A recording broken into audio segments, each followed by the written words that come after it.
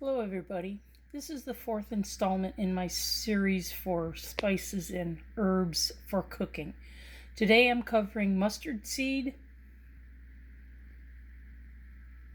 paprika, and tumeric. I will talk about the medicinal usage and how these spices affect the taste of your dishes. As always, I have to give you a disclaimer. I am not a physician or a medical practitioner, nor am I giving you medical advice. I am stating the information I've read on websites such as WebMD, Healthline, and others. So let's get started today, and we're going to start with mustard seed.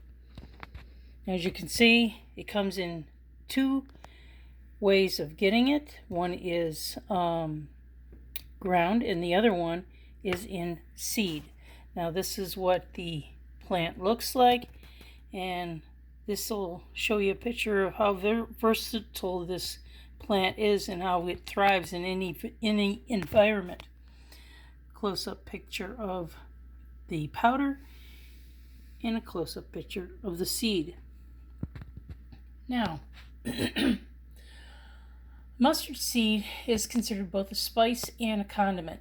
Mustard seeds in its ground form, added to water, cider or vinegar, turmeric, paprika, salt, cinnamon, and honey, and it gives you the condiment, yellow mustard. However, turmeric, you might be thinking, well, it's right over there, and isn't it used for other things? Well, it's also used in the condiment because of the yellow nature. Because if you can look at the powder here, it's a light yellow. And when you combine it with liquid, it's not going to be real colorful. So they add turmeric to it to enhance a little bit on the flavor, but mostly because of the color. The use of this spice is second to only in peppercorns when it comes to when and how it's used here in the United States. The use of mustard seeds as a spice has been known from the earliest recorded times that are described in Indian and Sumerian texts. There were approximately 2 types of mustard seed available, and they are white mustard seeds are light yellow in color, and the brown mustard seeds are about the same size but a little darker color yellow. I have white mustard seed here. One of the principal uses for me for mustard seed or mustard powder is in barbecuing meat. The mustard actually works to tenderize the meat, and you'll notice little more than a thin crust over the surface of the meat when it's used. In fact, mustard can help produce the crust that is so sought after in traditional barbecuing. Another way to use mustard in powder form is as a dry rub, where you combine it with different spices that you want to use as a dry rub for a coating on your meat. Now you can also use mustard by putting the meat into a bag, and with the wet mustard and added spices that you want, you can marinate it overnight, and the mustard flavor will completely disappear once the meat has been completed smoking or barbecued, however you prepare your barbecue. Now, mustard is fabulous with lamb, and lamb needs a bold, assertive flavors to complement the rich flavor of the meat, and mustard is a perfect accompaniment. There are several ways to combine mustard with lamb, from braising shanks with mustard sauce to glazing chops with mustard sauce. It is used in salad to give them a tart and tangy taste. Everybody knows potato salad. Very good prime example. There are all sorts of other ways to use it, and not to mention it's a good condiment for burgers and hot dogs. It's not limited by marinade or by condiment. It can use a aromatic sharp flavor kind of tart and acidic to any dish that you decide that you're going to add it to. Now, pure mustard oil and mustard seed essential oil can be used to reduce inflammation and pain, slow cancer cell growth, block microbial growth, and enhance hair and skin health. There are varieties of mustard that are very rich in nutrients, and mustard seeds in particular are rich in several minerals such as copper, calcium, iron, magnesium, phosphorus, potassium, sodium, zinc, manganese. Now, mustard is used for a cure from anything from hysteria to snakebite to bubonic plague, but there's no evidence to substantiate those uses. What I do know is that many people use mustard seed oil from the white mustard seeds to use as a carrier for their health and beauty products. Now, some well-known dishes, as I stated before, are potato salad, but you can also use it in honey mustard sauces, honey mustard Brussels sprouts, salad dressings, Cuban-style pork sandwich. How about ginger, apricot, mustard glazed ham? Sounds delicious, doesn't it? And of course, naturally, we can't rule out any type of seafood like Dijon crusted fish, just to name a few. Now, let's move on to the next spice that we're going to touch on, and it's turmeric. Now, the use of turmeric dates back to about 4,000 years ago to the Vedic culture in India, where it was used primarily as a culinary spice and sometimes used in their religious significances. It probably reached China around 700 AD and then to East Africa by 800 AD and West Africa by 1200 AD, and then to Jamaica in the 18th century. Well, you know that as well as I do, Jamaica is where jerk comes from. It's widely used as a spice in South Asian and Middle Eastern cooking, and it tends to lead curry to be a distinctive yellow color and flavor. If you go to your neighbor and borrow some turmeric, they'll probably give you Indian curry instead, because that's what it's mainly used in as far as a combination of spices. It's an important ingredient blend that Indian people use for their cuisine. The spice is an essential for turmeric cake, which is a popular Lebanese dessert. Adding a bit of turmeric to your egg salad enhances the color and the look of the egg salad, not to mention the taste.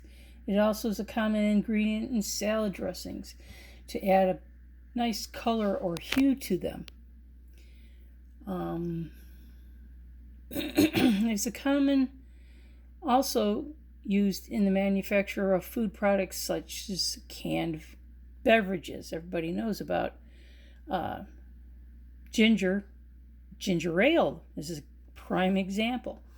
And you can use it in yogurt, orange juice, biscuits, popcorn, sweets, cakes, icings, cereals, sauces, and gelatins. It has a wonderful flavor for any cuisine that you're going to make of Asian.